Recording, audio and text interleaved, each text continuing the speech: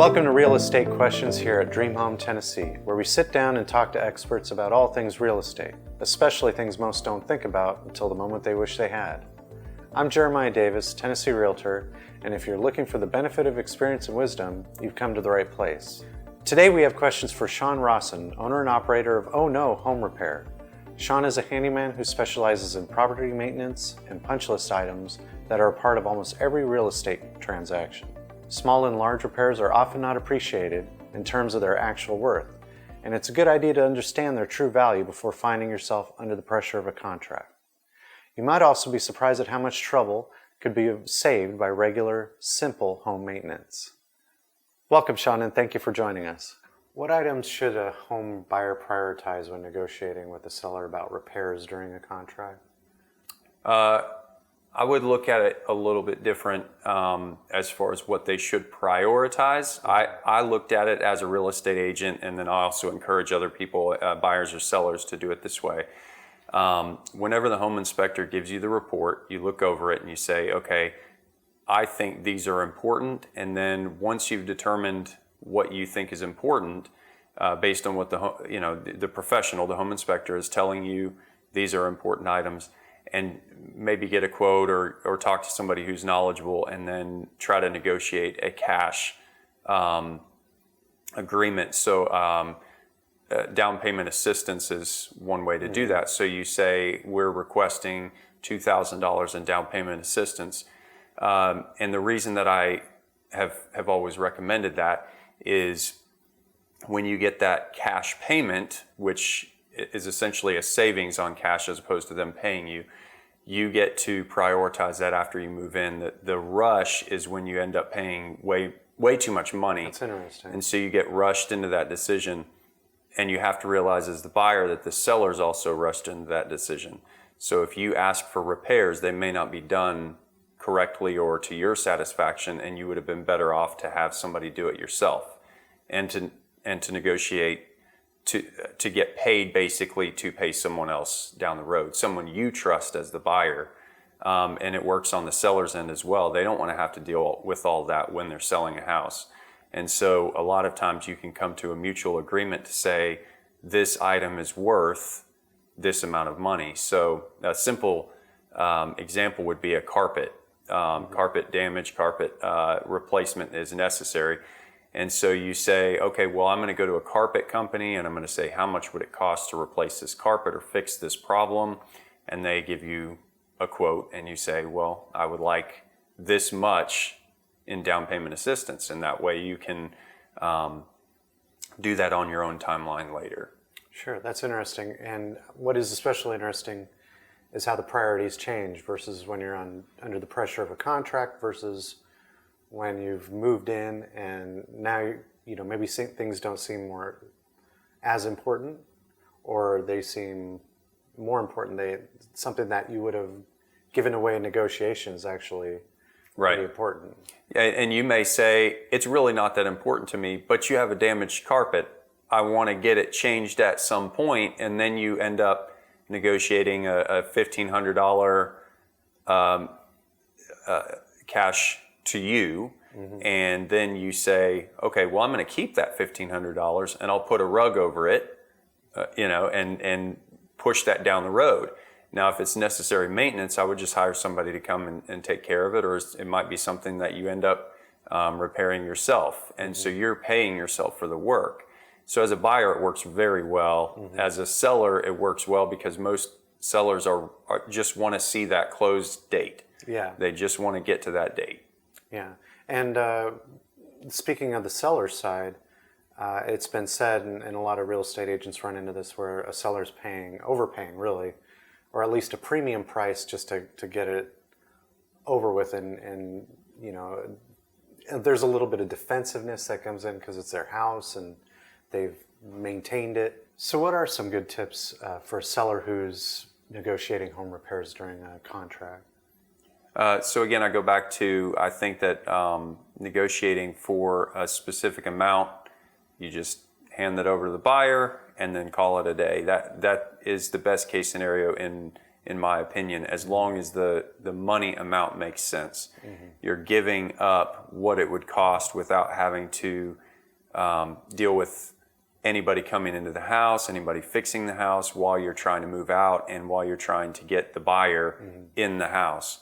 And so then it's not your problem. You walk away from it, and it's just a dollar amount that you're agreeing to at that point. And a little bit of research to take the time to find out, like Right. how much some carpet costs, for example. Right, and you don't have to shop around for those people either. You're busy doing your thing. You're busy moving. You're busy finding your other house. You're busy negotiating the purchase of another house while you're selling this house. And so in those situations, you don't want your mind tied down to this one item. That's the first thing that I would recommend. If you can't negotiate or they're wanting too much, I would say just already having in mind somebody before you sell the house that you would go to if you needed to negotiate repairs. So it's the worst time when you're selling the house to find somebody that can fix what's needed. A lot of times homeowners already have an idea. They may not know exactly, but they already have an idea of what needs to be done, what delayed maintenance that they've had. Why is preventative home maintenance so important? I think that when you know that something's happening, so water problems are notorious for this. If you can catch it on the front end, it does minimal damage. If you wait, for example, a roof leak, the roof leak itself isn't really doing a whole lot of damage initially. But as you leave it there, you can end up having termites, you can end up having wood rot. Most people just think about what they see, the drywall. It's damaging the roof or the ceiling, what they're seeing. But there are a lot of underlying things that they have to take care of. And a roof leak could be as simple as going on the roof and looking at it and finding a nail pop through, and you just seal that up and it's fine. It's taken care of. And so a lot of times also, if you identify the problem, you can tell someone, a professional, someone you're hiring, this is the problem, this is what I need done. It eliminates the guesswork on their end, and they can say, okay, I'll fix that problem for this price. Sometimes when it's an unknown, they end up quoting a higher price because you don't know what the problem is either. So they have to find it, they have to solve it, and so on. So if you do some of the legwork on the front end, you can help them just get right to the problem. That's a great point. So what are the best things a homeowner can do in terms of preventative home care? I think as you go along in your house, you'll notice that certain things that are coming up. I think prioritizing the things that do the most damage would be the most important thing to do. So a little bit of paint chipping, not that big of a deal. A lot of homeowners are worried about the cosmetic side and not what it's going to cost down the road to fix this problem that they could have solved. So when you talk about doing a lot of damage, you're obviously referring to anything water related, electrical. A lot of times it's water related, yes. Bathrooms, a lot of leaking damage. If you notice that the tiles are cracking on your floor in your bathroom, it's an indication or a sign that there's a problem. And again, nobody wants to go in the crawl space. So the best thing you can do every once in a while is go in your crawl space and see if there's any visible damage, any mold growth around a certain area, any water sitting on the ground, and those things will indicate a problem. So the earlier you catch those problems, they may be really simple solutions, but if you don't know there's a problem, if you don't see there's a problem, then you end up overlooking that and it becomes a major problem. Sure.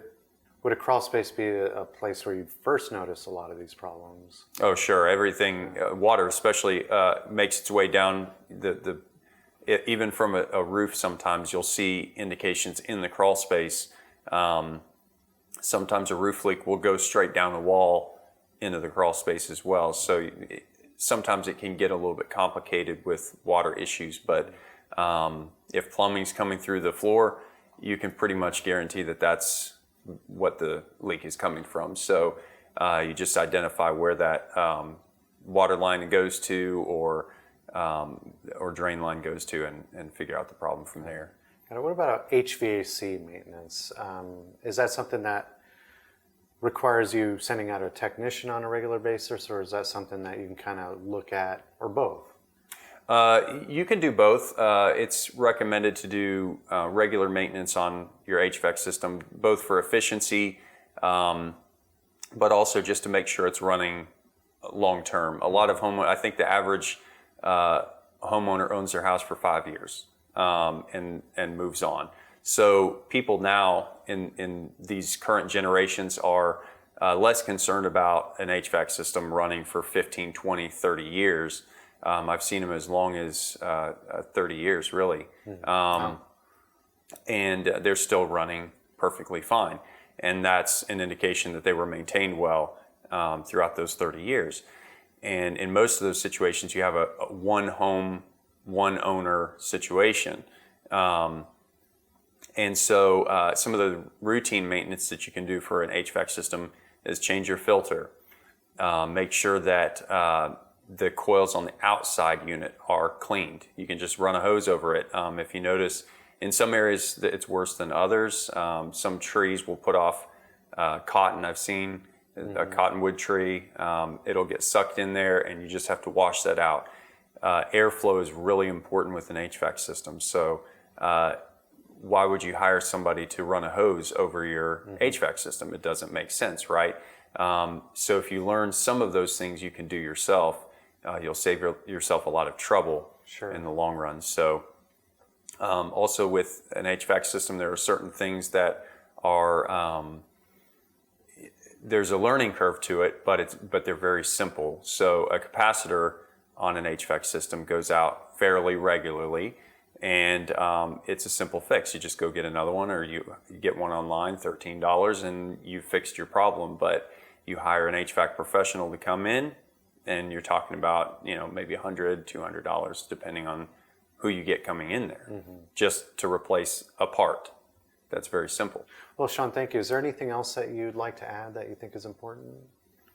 I think when you're dealing with real estate transactions and then the intersection with home repair, a lot of times it's easy for homeowners just to put the repair side away, try to get the most money.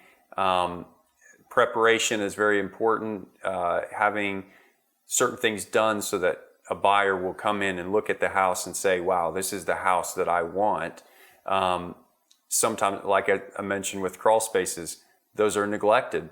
That's when, once you get the buyer, you don't want that buyer to go away. Once they start seeing indications and problems and signs in your crawl space, they're either going to ask for a high dollar repair, or they're going to walk away. And those are that's the worst time when you want a buyer to walk away. Most sellers would rather them walk away on the front end as opposed to delaying it 14 days or 2-3 weeks, and then find out their buyer backed out and then move on to another one. And you have to fix that problem so that another buyer doesn't back out. So again, a crawl space is a thing that we all forget about, a thing that we ignore, but it's really big in a real estate transaction. That's a really good point. Well, thank you once again, Shawn, for being with us today. We really appreciate your time and valuable insight. Well, once again, this is Jeremiah Davis at Dream Home Tennessee, and I will see you next time. Keep following Dream Home Tennessee for all the latest in helping you get into your dream home. Thank you for watching.